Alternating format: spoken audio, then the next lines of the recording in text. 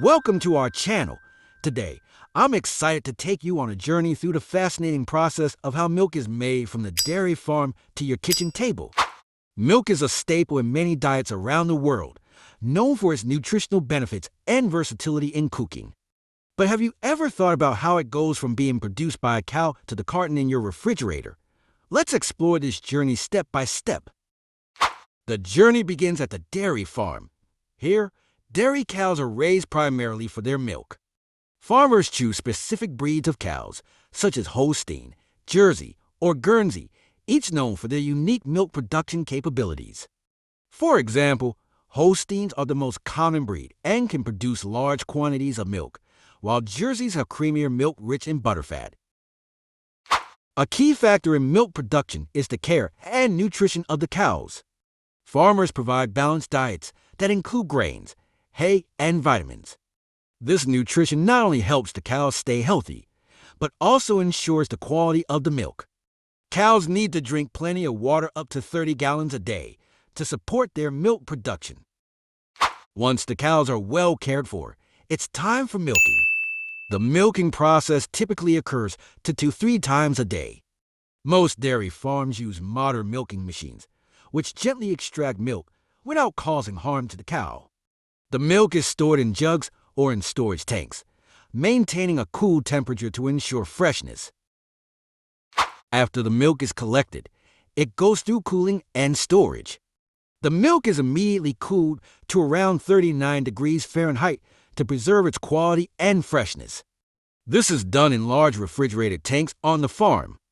Keeping milk cold is vital, as it helps inhibit the growth of harmful bacteria. Once cooled, the milk is stored until it's ready for transport to processing plants. Next, we reach the processing and packaging stage.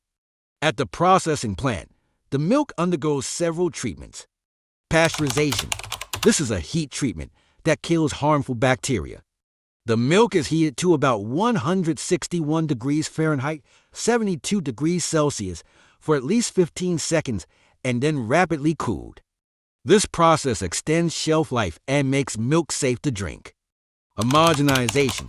This process breaks down fat molecules so that they remain evenly distributed throughout the milk, preventing the cream from separating. Fortification. Many dairy companies fortify milk with vitamins and D to enhance its nutritional value. After processing, the milk is packaged in various forms: cartons, bottles, pouches, depending on consumer preferences. Now, let's take a moment to discuss the various types of milk available to consumers.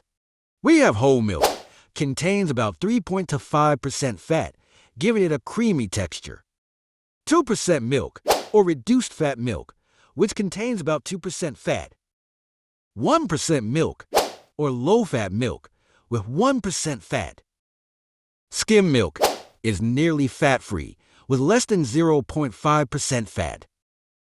And we also have non-dairy alternatives: almond milk, soy milk, oat milk, and more have become popular for those with lactose intolerance or dietary preferences. As we explore how milk is made, we must also consider the environmental impact of dairy farming. Dairy farms can have significant effects on land use, water consumption, and greenhouse gas emissions. However, many farms are adopting sustainable practices. Rotational grazing helps maintain soil health. Manure management systems reduce waste and methane emissions. And water conservation techniques ensure efficient use of resources.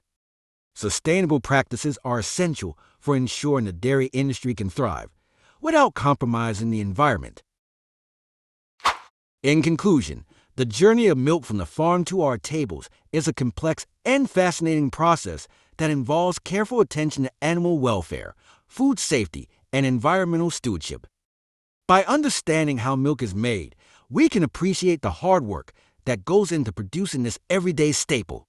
Whether you enjoy a glass of milk, a bowl of cereal, or creamy yogurt, remember the journey it took to get there. Thank you for your attention. I'd love to know your thoughts. What topics should I cover next?